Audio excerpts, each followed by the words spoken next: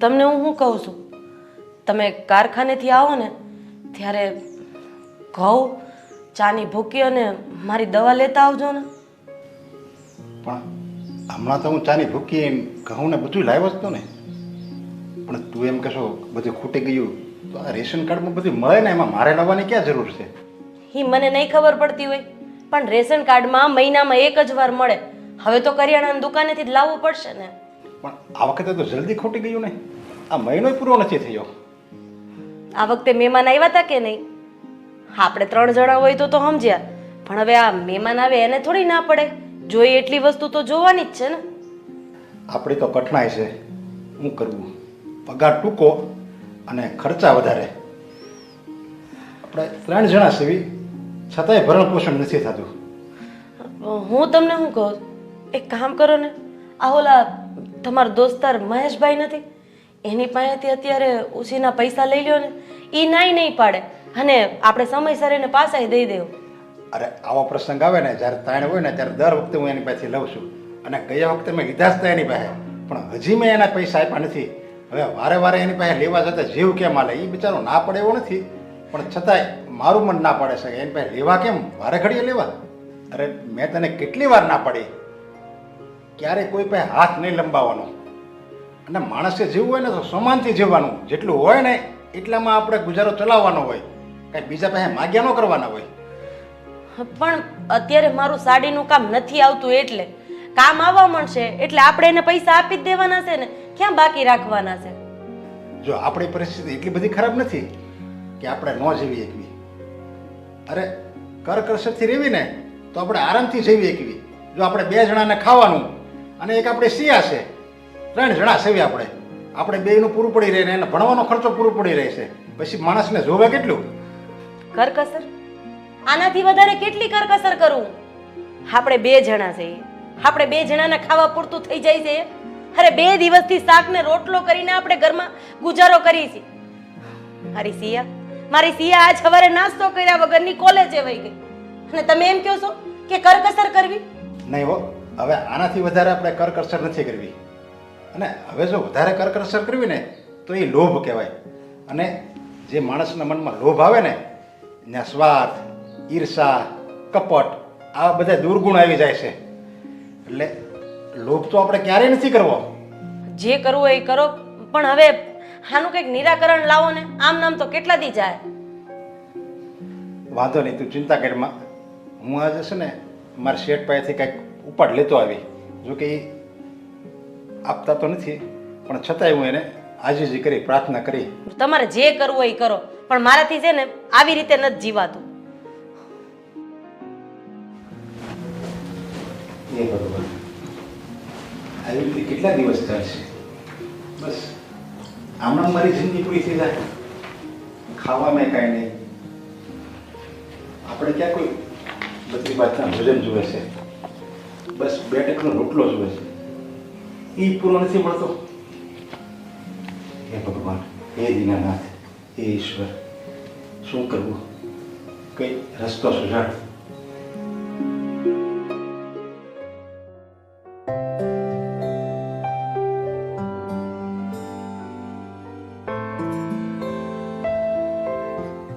Mummy, મારે કોલેજની fee ભરવાની છે.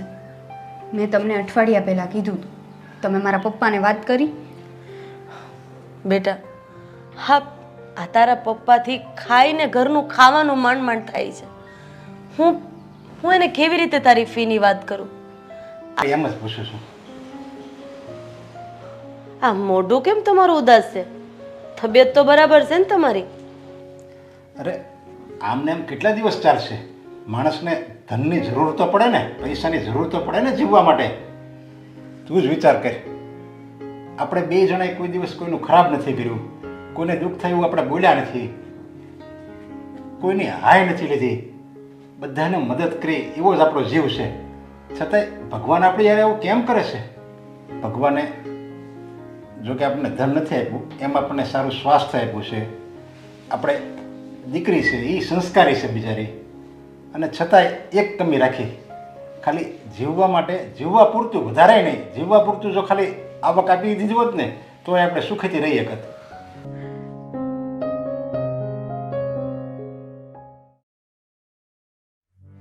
મેં કોઈ દિવસ કોઈનું ખોટું નથી કર્યું.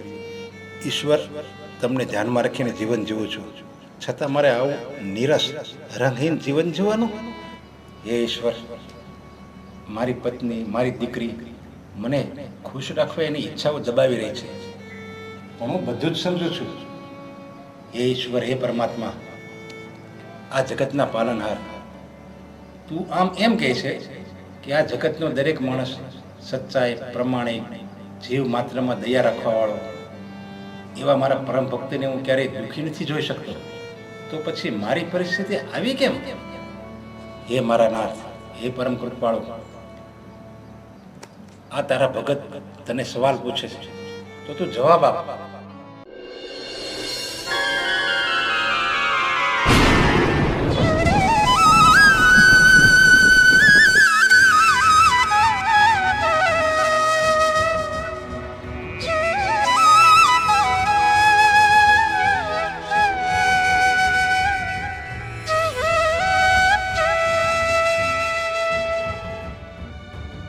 કોણ છે તું? તે જ મને બોલાવ્યો હતો અને પાછો પૂછે છે કોણ છે તું? અરે, મેં તો ભગવાન કૃષ્ણને બોલાવ્યા હતા, અને એમ ભગવાન કૃષ્ણ કઈ મારા કહેવાથી આવી ન જાય. આ ધરતીના મનુષ્યની તો આ જ તકલીફ છે, બોલીને પછી ફરી જાય છે. તું હમણાં મને યાદ કરતો હતો એટલે હું આવી ગયો તારા હરેક સવાલોનો જવાબ દેવા માટે. અરે, મનમાં તો હરેક માણસ ભગવાનને યાદ કરતા હોય. બધા મનુષ્યનું મન તારા જેવું નિસ્વાર્થ ના હોય. તારું મન નાના બાળક જેવું નિખાલસ છે, અને હું તારા જેવા મનુષ્યની સદાય રક્ષા કરું છું. અને આજે પણ તારી મદદ કરવા માટે વૈકુંઠમાંથી ધરતી પર આવ્યો છું. આ તું શું બોલે છે? મને કઈ સમજાતું નથી. તું પેલા એ કે તું કોણ છે? અરે, મારે એક ઝલક મેળવવા માટે ઋષિ મુનિઓ હજારો વર્ષની તપશ્ચર્યા કરે છે. મારા એક ઈશારે આ સમગ્ર બ્રહ્માંડ હલી જાય છે. હું સમગ્ર સૃષ્ટિનો પાલનહાર છું, દેવકી નંદન, મા યશોદાનો લાડકો, વૃંદાવનમાં બંસી બજાવનાર, મથુરાનો તારણહાર. હું કૃષ્ણ પોતે છું. અરે જા જા, તું વેશ પલટો કરીને મારી પાસે આવ્યો છે. અરે, અમારા ગામમાં નાટક મંડળીવાળા આવો જ વેશ પલટો કરતા હોય. અરે મનુષ્ય, તને મારી મૂર્તિમાં વિશ્વાસ છે, પણ જ્યારે હું એ મૂર્તિમાંથી સાક્ષાત પ્રગટ થયો છું તો તને મારામાં વિશ્વાસ નથી? આજે તારી પત્નીએ જ કહ્યું હતું ને કે આજે નહીં તો કાલે સુખના દિવસો તો આવશે જ તે. તો હે કૃષ્ણ ભગવાન, તમે મારા માટે સાક્ષાત પધાર્યા છો? આ દુનિયામાં હરેક માણસને મેં સુખી બનાવ્યો છે. મારા શબ્દકોશમાં દુઃખ નામનો કોઈ શબ્દ જ નથી. તો હે ભગવાન, આ દુનિયામાં તો ઘણા લોકો દુઃખી છે. એ કેવી રીતે દુઃખી છે? એ તો એના કર્મને લીધે દુઃખી છે. મેં તો માનવ જીવન આપ્યું છે, પણ એ જે એના મનમાં નકારાત્મક વિચારે છે ને, એના વિચારોને કારણે તે દુઃખી છે. મનમાં બીજાનું પડાવી લેવાની ભાવના એનામાં છે. બીજાનું સારું થતું હોય, ભલું થતું હોય તો એ માણસ પોતાના મનથી બળે છે, એને ઈર્ષા થાય છે. બીજાને ભલે દુઃખ થાય, પરંતુ પોતાને સુખ થવું જોઈએ તેવા વિચારોને લીધે તે દુઃખ અનુભવે છે. અરે દીનાનાથ, મેં તો સપનામાં પણ કોઈનું ખરાબ નથી કર્યું, તો હું દુઃખી કેમ? તે સપનામાં ખરાબ તો શું, પણ તેનો તે વિચાર પણ નથી કર્યો, એ બધું જ હું જાણું છું. તો પછી કૃપાનાથ, હું દુઃખી કેમ છું? તું દુઃખી નથી, પરંતુ તને સાચું સુખ મેળવતા નથી આવડતું. આ જીવન એટલે આનંદ, ઉલ્લાસ અને ખુશી. જીવન એ મધુર સંગીત છે. સુખનું રહસ્ય બસ આટલું જ છે. જેવી સ્થિતિ છે તે આપણે સ્વીકારી લઈએ ને તો તણાવ ઓછો થશે. ભગવદ્ ગીતામાં મેં પોતે જ કહેલું છે કે માણસ એ મનથી સુખી રહેવા માંડે ને તો આનંદ એના ભીતરમાં જ પડેલું છે. હે કૃપાનાથ, તમે મનુષ્ય બનીને આ પૃથ્વી પર આવો ને તો ખબર પડે કે જીવન એટલે શું. ગરીબ માણસને જીવન જીવવા માટે કેટલી મુશ્કેલીનો સામનો કરવો પડે છે. તું મારી વાત કરે છે તો હું તને કહું, મેં જંગલમાં તડકામાં 14 વર્ષ ખુલ્લા પગે કાઢ્યા હતા. મારા જન્મ પહેલા તો મારા 7 ભાઈને મારી નાખવામાં આવ્યા. મારો જન્મ એક કાળી કોટડીમાં થયો. અને મને જન્મ આપનારી મારી માતાના દર્શન મેં 12 વર્ષે કર્યા હતા. હું ગોકુળમાં અને મારા માતા પિતા જેલમાં. હું નાનો હતો ને ત્યારે મારા સગા મામાએ મને અસંખ્ય વાર મારી નાખવાની કોશિશ કરી, પણ હું ક્યારેય નિરાશ નથી થઈ. હે મધુસૂદન, તમે ખરાબ કર્મોની વાત કરો છો? તો આ દુનિયામાં ઘણા એવા માણસો છે જે ખરાબ કર્મ કરતા હોય, ફક્ત પાપ જ કરતા હોય, છતાં પણ એ સુખી છે. સુખી તો છે જ, પણ સાથે સાથે સંપત્તિવાન પણ છે. એ પણ ગયા જન્મનું ફળ એના આ જન્મમાં ભોગવી રહ્યા છે. જ્યારે એનું ખરાબ કર્મ એના સારા કર્મો કરતા વધી જશે ને, ત્યારે અવશ્ય એ પણ દુખી થશે. તને એ કોણે કહ્યું કે જે ધનવાન માણસ હોય તે સુખી જ હોય છે? એની ભીતરમાં ક્યારેય જોયું છે કે એ સુખી છે કે દુખી છે?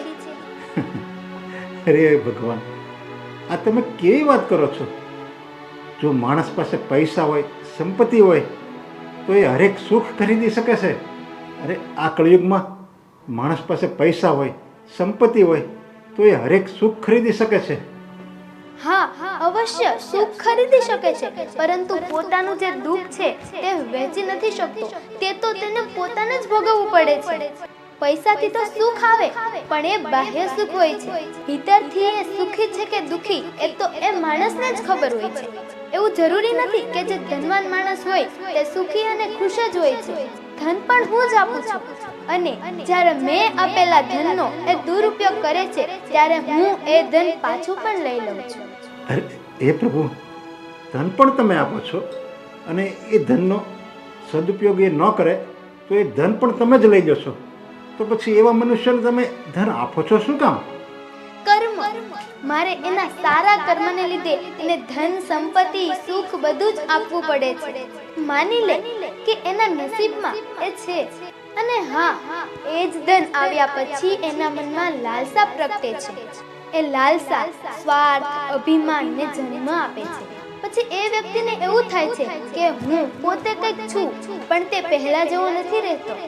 જ્યારે એની પાસે ધન નહોતું ને, ત્યારે એ નાના બાળક જેવો નિર્દોષ હોય છે. એના મનમાં કોઈ સ્વાર્થને સ્થાન ન હોય. એવો ભક્ત મને અતિશય પ્રિય છે. હા, તે મારા શરણોમાં આવીને મને પોતાનું સર્વસ્ત્ર માને. એના જીવનમાં દુઃખ આવે તો તે એમ સમજે કે હરિની ઈચ્છા, અને સુખ આવે તો પણ તે એમ સમજે કે હરિની ઈચ્છા.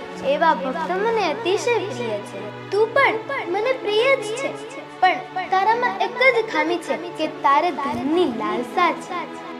પ્રભુ, આ દુનિયામાં ધનની લાલચ કોને ન હોય? હરેક માણસ બસ રૂપિયાની પાછળ જ દોડે છે. માણસને રૂપિયા પાછળ દોડવાની જરૂર જ નથી. હું કોઈને તલભાર ઓછું પણ નથી આપતો કે તલભાર વધુ પણ નથી આપતો. હે પ્રભુ, હું બીજાની વાત નથી કરતો, હું મારી જ વાત કરું છું. શું તમે મને મારી જરૂરિયાત કરતાં ઓછું નથી આપ્યું? માણસ જેટલી જરૂરિયાત હોય એટલો જ ખર્ચો કરે ને, તો તેને પોતાની જે આવક હોય છે તે ઓછી નથી લાગતી. એની આવક ઓછી હોય અને ખર્ચા વધારે હોય ને, તો એને એવું જ લાગે કે મારી આવક ઓછી છે. માની લે કે હું તને ધન આપી દઉં, હું તને ધનવાન બનાવી દઉં, પણ તું શું ખરેખર સુખી થઈ જશ? હા પ્રભુ, પૈસામાં તો બધો પાવર છે. હું તો સુખી થઈશ અને બીજાને પણ સુખી રાખીશ. તું તારું કર, બીજાની ચિંતા કરવા વાળો તો હું બેઠો છું. હા ઈશ્વર, હું સુખી થઈ જઈશ. હજી એકવાર વિચાર કરી લે કે તારે આ પરિસ્થિતિમાં રહેવું છે કે ધનવાન થઈને દુઃખ અનુભવવું છે. અરે પ્રભુ, શું વાત કરો છો? ધનમાં સુખ છે એટલું ક્યાંય નથી. અરે એકવાર હું ધનવાન થઈ જાઉં ને, પછી જુઓ તમે. હું તને ધન તો આપી દઈશ, પણ એ ધનનું તું શું કરીશ? મારી દીકરીને સારી કોલેજમાં ભણાવીશ. પછી શું કરીશ? એના ધામધૂમથી લગ્ન કરીશ. અને પછી? મારી પત્નીને સોનાથી મઢાવી દઈશ. એની બધી જ ઈચ્છા પૂરી કરીશ. મારી પાસે ગાડી, બંગલા બધું જ હશે. તો ધનની પ્રાપ્તિ તને થોડા દિવસમાં જ થશે. પ્રભુ, ક્યારે થશે? ધીરજ રાખ. મેં કહ્યું કે ધનની પ્રાપ્તિ થશે એટલે થશે જ. ક્યારે ક્યારે હું ધનવાન થઈશ? પ્રભુ, ક્યારે ક્યારે હું ધનવાન થઈશ? તો આ બધું ક્યારે થશે? ક્યારે થશે? ક્યારે થશે બધું? ઉઠો તો, તમને કહું ઉઠો. આ હું પણ ક્યારના બબડો છો. ક્યારે થશે, ક્યારે થશે? સપનામાં ભગવાન આવ્યા હતા અને એણે મને કીધું કે થોડા દિવસમાં જ ધન પ્રાપ્તિ થાય. અમારા બે વચ્ચે વાતચીત થઈ અને ધન પ્રાપ્તિનું કીધું અને મેં એને કીધું કે ક્યારે થશે, ત્યાં જ જગાડી દીધો. અરે પણ તમને પૈસા સિવાય કઈ દેખાતું જ નથી. આ પૈસો તમારા મગજમાં ચડ. અરે હવે આજે તો છે ને તું લાપસી બને લાપસી. પણ આટલા બધા ખુશ કેમ છો? અરે આજે લોટરી લાગી ગઈ એમ જ સમજતું. લોટરી લીધી ને મેં લોટરી લાગી ગઈ. હા પણ તમે હું બોલો છો એ મને કાંઈ સમજાતું નથી. લોટરી લાગી ગઈ? પણ તમે ક્યારે લોટરી લીધી? અરે મેં લોટરી નથી લીધી, આપણા બાપુજીએ લોટરી લીધી હતી. બાપુજીએ? તમે ચોખવટ વાળી કઈક વાત કરશો? મને તમે હું કહેવા માંગો છો નહીં કાંઈ સમજ નથી પડતી. બોલો. જો લોટરી કોણે લીધી અને ક્યારે લાગી એ બધું તારે સાંભળવું છે ને? હા તો સાંભળ. મેં લોટરી નથી લીધી, આપણા બાપુજીએ લોટરી લીધી હતી એમ સમજ. જો આપણા બાપુજીએ વર્ષો પહેલાં જમીન રાખી હતી. જમીનના પૈસા તો એણે આપી દીધા અને પહેલાં તો ખબર છે તને બધું વિશ્વાસ ઉપર જ હાલતું. પછી આગળ શું થયું? તો એણે જમીન રાખી અને પૈસા આપી દીધા. તો ઓલા જમીન રાખવાવાળાએ જમીન ન આપી, કાગળિયા ન કરી દીધા. પછી બાપુજી એની પર કેસ કર્યો અને કેસ કર્યો તો કેસ ચાલતો હતો. બાપુજી ઉપર બી ગયા અને મને ખબર હતી આ કેસ તો કર્યો જ છે પણ એને વર્ષો થઈ ગયા આ વાતને. એટલે મારે એમ કે હવે આ કેસ ચાલે છે તો એ કેસ જ રહે, એનો કોઈ ચુકાદો નહીં આવે. પણ આજે એ ચુકાદો આવી ગયો છે. ક્યાં બતાવો તો. અને એ જમીન હવે આપણી થઈ ગઈ છે આ. અને હવે હું તારા અને આપણી સિયાના બધા સપના પૂરા કરીશ. અરે વાહ, આનાથી મોટી ખુશખબરી બીજી કઈ કહેવાય? તમે કીધું હતું ને કે ભગવાન આપણને ગમે ત્યારે પૈસાવાળા બનાવશે, અને જો ભગવાને આપણને પૈસાવાળા બનાવી દીધા. મને તો વિશ્વાસ નથી થતો. અરે આ ઈશ્વરે નથી આપ્યું, આ તો આપણા બાપુજીની વર્ષો જેની જે કમાણી હતી ને એ આપણને પાછી મળી છે. હે તમે જે કહો એ ખરેખર જોવા જઈએ તો આ ઈશ્વરે જ આપ્યું કહેવાય. નહીં તો તમે મને એક વાતનો જવાબ આપો. તમે નાના હતા ત્યારે જમીન રાખી, પૈસા નો આપ્યા, ત્યારે કેસ થયો. હવે એ કેસની ચૂકવણી આજે જ કેમ થઈ? ચુકાદો આપણી તરફ જ કેમ આવ્યો? આમાં બધી ઈશ્વરની જ કૃપા કહેવાય. તું એમ કહે છે કે ઈશ્વરે આપ્યું કહેવાય, પણ હું નથી માનતો ઈશ્વરે આપ્યું. આ બધું તો આપણા બાપ દાદાની જ કમાણી કહેવાય. અને હવે હું આ જમીન અડધી વેચી નાખી, અડધી રાખી અને એનો હું મારો પોતાનો ધંધો શરૂ કરી, મારો પોતાનો બિઝનેસ. અને પછી જો તારા અને સિયાના સપના પૂરા કરું. સોગાણી શેઠ, જય શ્રી કૃષ્ણ. જય શ્રી કૃષ્ણ. હું તમને શું કહું છું, આ 50 મશીનનું કાંઈક કરી દો ને આ 15 દિવસમાં. તમે કહેતા હોય ને તો હું તમારું પેમેન્ટ પહેલાં કરાવી દઉં. અરે તમે પેમેન્ટ પહેલાં કરાવો કે ન કરાવો, પણ મારે 150 મશીનનો ઓર્ડર પેન્ડિંગ પડેલો જ છે. હવે એને મારે પહેલાં આપવા પડે અને પછી હું તમને મશીન આપી શકું. અને એક વાત કહું, આ ઈશ્વરની કેવી લીલા છે. તમે આ કંપનીમાં કામ કરતા હતા અને અત્યારે આ કંપનીના માલિક છો. ઈશ્વરની દયા તમારી ઉપર ખૂબ જ છે. હા, ભગવાનની થોડી ઘણી કૃપા કહેવાય. અને થોડોક મારો અનુભવ, મારી લગન, મારી મહેનત, આ બધાના આધારે અત્યારે માર્કેટમાં જોગાણીનું નામ છે. પણ સોગાણી શેઠ, એક વાત કહું, મહેનત તો તમે પહેલાં પણ કરતા જ હતા ને? હા, એ વાત તો તમારી બરાબર છે. મહેનત તો હું પહેલાંય કરતો હતો, પણ ત્યારે આમ મહેનતમાં કોઈ આમ જાન નહોતી. અને અત્યારે જે હું મહેનત કરું ને એ પૂરા આત્મવિશ્વાસથી કરું, કારણ કે મારી પાસે અત્યારે ધન આવી ગયું છે. હા, એ તમારી વાત સાચી. પણ એક વાત કહું, ધનથી બધું નથી થતું. જો ઈશ્વરના આશીર્વાદ આપણી પર હોય ને તો જ બધું થાય છે. સમજ્યા તમે? અરે ઈશ્વરના આશીર્વાદ તો હોય જ, પણ ખાલી ઈશ્વરના આશીર્વાદથી નથી ચાલતું. મારી મહેનત, મારો અનુભવ એનું કાંઈ મહત્ત્વ જ નહીં. અરે મને અનુભવ મળ્યો અને મેં મહેનત કરી એના આધારે આ અત્યારે મારી કંપનીનું નામ છે. હા, નામ છે એ વાત હાચી, પણ એમાંય તમારી ભક્તિ છે, ઈશ્વરની ભક્તિ, એટલે જ ઈશ્વરે તમારી સામું જોયું છે. સમજ્યા? ઈશ્વરની ભક્તિ તો અત્યારે 90% લોકો કરે છે. અને એ પણ દિવસ હતો ને કે જ્યારે તમે મારી પાસે ખાલી 2000 ઉછીના લેવા આવતા હતા, તમને યાદ છે ને? હા, એ દિવસ હતો ત્યારે મારી પરિસ્થિતિ એવી હતી, મારી એવી સ્થિતિના હિસાબે મારે તમારી પાસે રૂપિયા માગવા આવવા પડતા.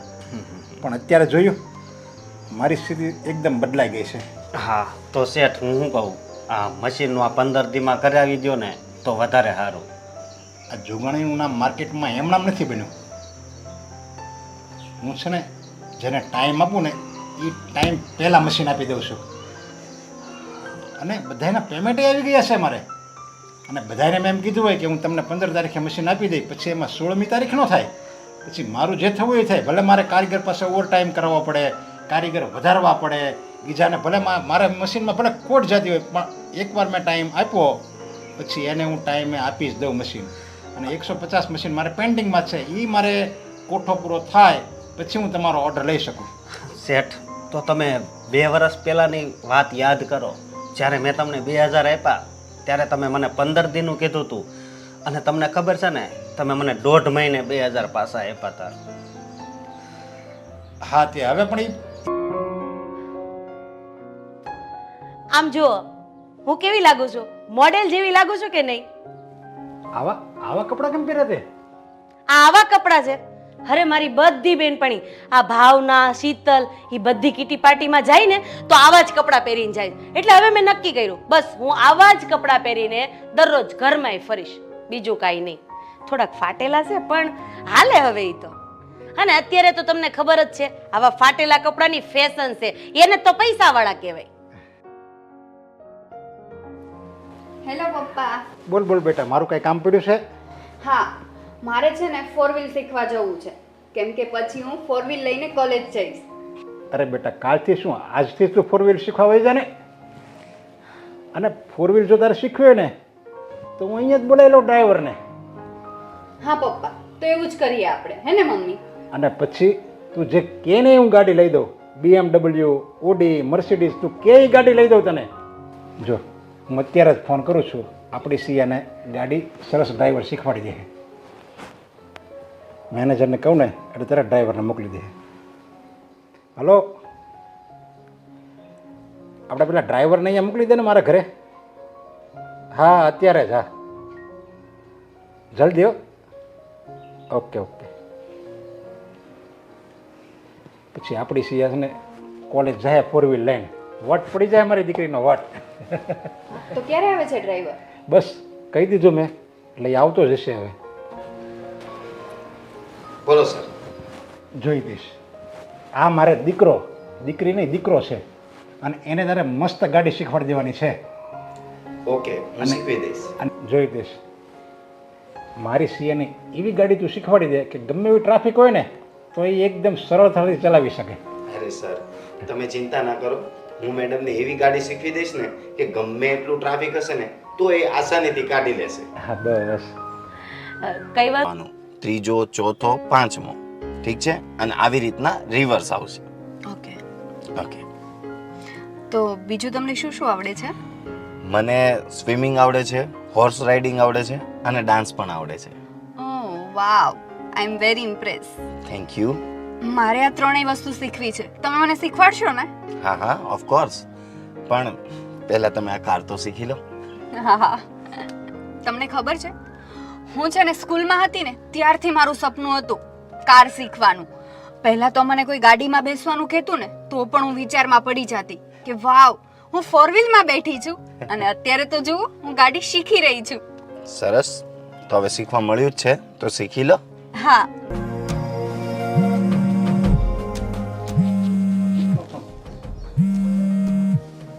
હા પ્રદીપ, મને યાદ છે કે મારે તને માલ મોકલવાનો છે, પણ આમ જો 5 દિવસમાં તારો માલ તને પહોંચી જાય. બસ અરે જોગાણી સાહેબ, આ માલ તમારે 5 દિવસ પહેલા મોકલવાનો હતો અને હજી તમે એમ કહો 5 દિવસ પછી મોકલી દઈશું. માલનું પેમેન્ટ તો તમે પહેલા લઈ લો છો અને તમે ટાઈમે મશીન પણ નથી આપતા, તો પછી પેમેન્ટ શું કામ લ્યો છો? આવી આશા નહોતી તમારી પાસેથી. આમ જો એ મને ખ્યાલ છે કે મેં તમારો માલ છે ને 5 દિવસ પહેલાં મોકલવાનો હતો, પણ હું નથી મોકલી શક્યો કારણ કે આ વખતે કારીગર ઓછા થઈ ગયા છે. હોળી છે ને એટલે બધા રજા પર જતા રહ્યા છે. બસ બસ, મારે તમારા બહાના નથી સાંભળવા. 5 દિવસમાં મશીન નહીં મળે તો મારા રૂપિયા પાછા આપી દેજો અને મારો ઓર્ડર કેન્સલ કરી નાખજો. અરે મારી વાત તો સાંભળો, હું આ બાના નથી કરતો. હા ચલો, એ બદબનો માણસ મને કન્વ્યો જાય. પિયુષ, પિયુષ, હવે માલનું શું થયું? બસ એના ઓર્ડરનું કામ ચાલુ જ છે સર. આમ જો, તમારે જે કરાવવું પડે ને એ કરાવો. વર્કર પાસે ઓવર ટાઈમ ભરાવવો પડે તોય ભરાવો. બીજા વર્કરને ડબલ પગારીએથી આપણા ફેક્ટરીમાં રાખવો હોય ને તોય રાખો. બાકી મારે આ માલ તૈયાર જોઈએ 5 દિવસમાં. હાલો, આ બે બદામનો માણસ મને કરવ્યો જાય. કેવું મારું નામ હતું અને મને એમ કહે કે તમે આ બધા બહાના કરો છો. શું કરવું મને કાંઈ સમજ નથી પડતી. મેં બીજા કારીગરો માટે ટ્રાય કરી પણ ક્યાંય મને મળતા નથી. અરે ટ્રાય નહીં, મહેનત કરો, મહેનત. મારે આ ટ્રાય શબ્દ જ નથી સાંભળવો. મને કહી ગયો. ઓકે સર, હું ઓર્ડર ઉપર ધ્યાન આપું. હા જાઓ. હા, આજ તો તું ડ્રેસ પહેરીને આવીને. હા, મને ખબર છે કે તમને ડ્રેસ પસંદ છે એટલે મેં આજે ડ્રેસ પહેર્યો. સરસ. હું શું કહેતી હતી તમને કે આવી જ રીતના આપણે કેટલા ટાઈમ સુધી મળતા રહીશું? જ્યાં સુધી આપણા લગ્ન ના થઈ જાય. તો આપણા લગ્ન ક્યારે થશે? એ તો જ્યાં સુધી તું તારા પપ્પાને આપણા પ્રેમ વિશે વાત નહીં કરે ને ત્યાં સુધી આપણે આમ જ મળતું રહેવું પડશે. હું મારા પપ્પાને વાત કરું એમ?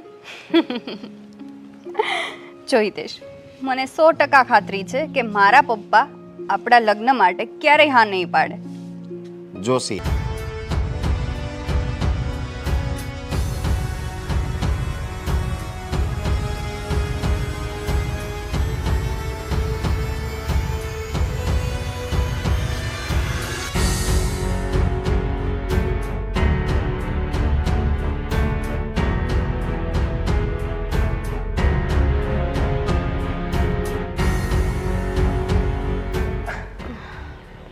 તે દારૂ પીધો છે? થોડો. આ તો શું બોલે છે એનું તને ભાન છે? અરે આ બધી બાબતે તમને ન ખબર પડે.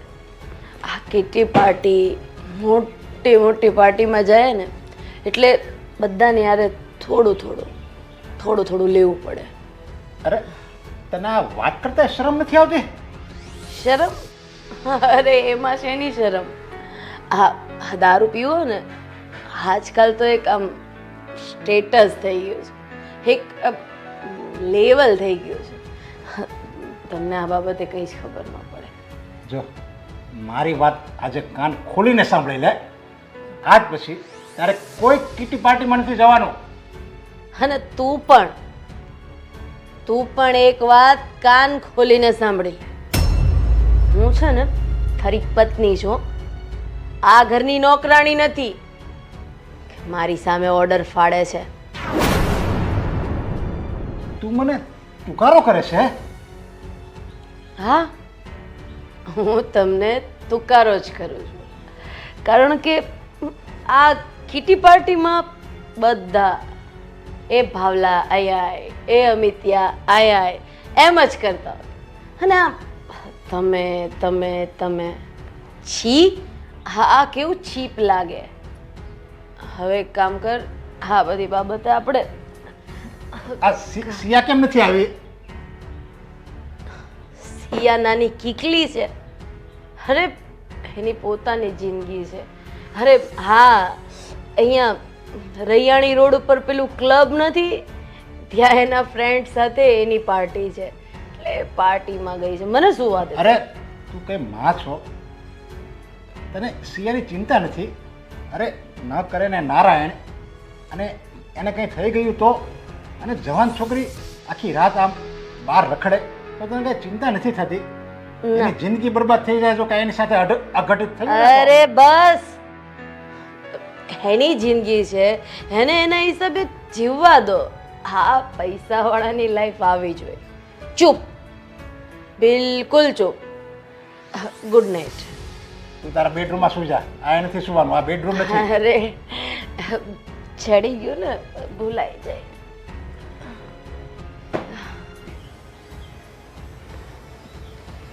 શું કરવું મારે?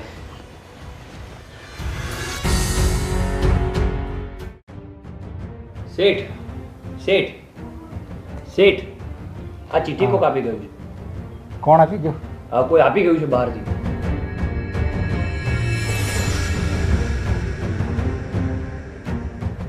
ત્યારમાં કોણ આપી ગયું છે?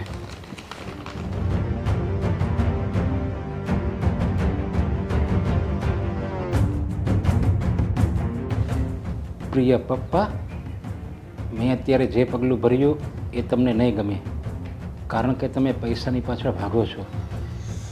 જિંદગીની સાચી મજા નથી માણી શકતા, એટલે હું તમને કહ્યા વગર આપણા ડ્રાઈવર સાથે ભાગીને કોર્ટ મેરેજ કરી લઈશ.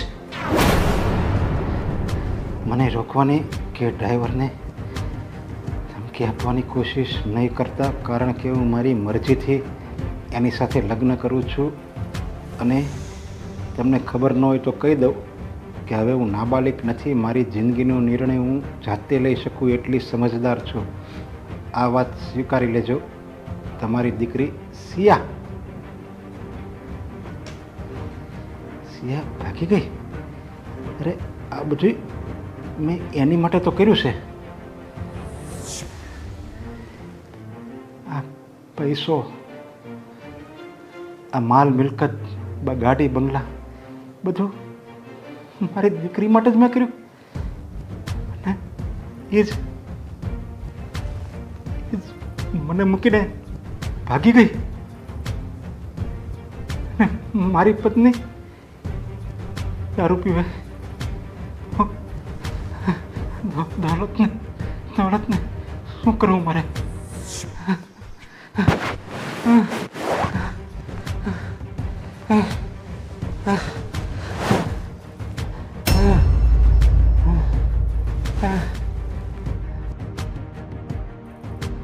શેઠ શેઠ શું થયું તમને? શેઠ શેઠાણી શેઠાણી છાતીમાં દુખે છે. શેઠાણી આવજો, અમને થયું છે કંઈક, બોલતા નથી એ. શેઠ શું થયું એમને? છાતીમાં દુખે છે. અરે તું ડોક્ટરને ફોન કરને પણ. છાતીમાં દુખે છે. હા હા, હમણાં ડોક્ટર આવશે ને, બધું હરખું થઈ જાય. શેઠાણી ડોક્ટરને ફોન નથી લાગતો. તું એક કામ કર, ગાડી કાઢ, આપણે અત્યારે દવાખાને લઈ જાઓ. ચાલો તમે ઊભા થાઓ.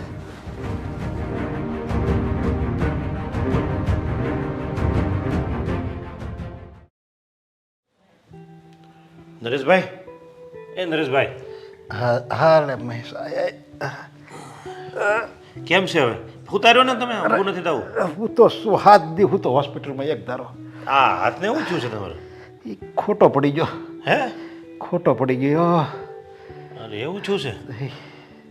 આ નરેશભાઈ, મને તો એવું લાગે તમે આ બંગલામાં રહેવા આવ્યા ને પછીથી તમારી દુર્દશા થઈ હોય ને એવું જ લાગે છે. તું કે એવી દુર્દશા થઈ છે? આની કરતાં તો આપણે સાલીમાં રહેતા હતા ને એ દિવસો મને યાદ આવે છે. એમાં જે સુખ હતું ને એ આયા નથી. આ બંગલો તો અત્યારે મને કવડવા દોડે છે. એમ થાય છે કે ભગવાન તું આ બધું લઈ લે પણ મારું સુખ પાછું આપી દે. તમે નરેશભાઈ નિરાશ રાખો. એમ મનને કોસવામાં હું કરું? નરેશભાઈ, હવે એ ભગવાનની ઈચ્છા જે થયું એમાં, બીજું તો આમાં આપણું તો કાંઈ હાલતું નથી. કે પૈસા ન માંગ્યા હોત ને તો સારું હતું. હવે અત્યારે ભાન થાય છે કે ભગવાન જે સ્થિતિમાં રાખે ને એ સ્થિતિ આપણી માટે સારી જ કહેવાય.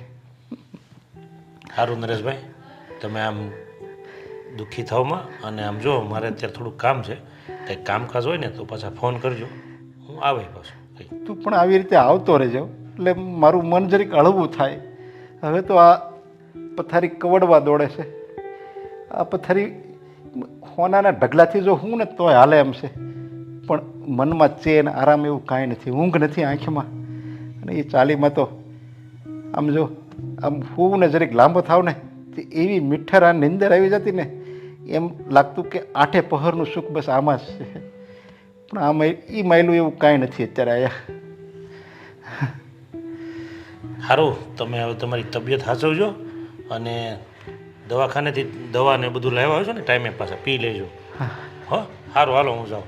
કંઈ કામકાજ હોય તો કહેજો પછી. સારું. હાલો, જય શ્રી કૃષ્ણ. જય શ્રી કૃષ્ણ.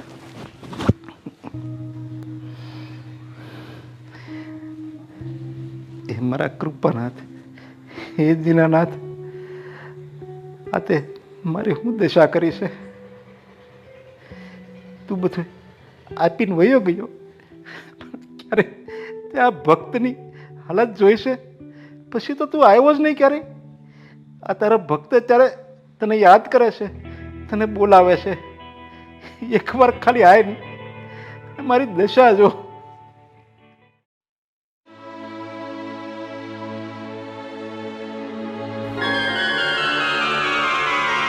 બોલ, હવે તને ખાતરી થઈ કે હું જીવ માતરને સરખું જ આપું છું? કૃપાનાથ, દીનાનાથ, તમે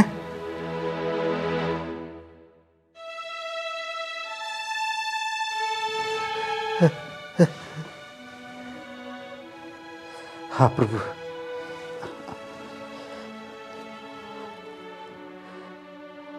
આજે મને ખબર પડી પૈસામાં સુખ નથી.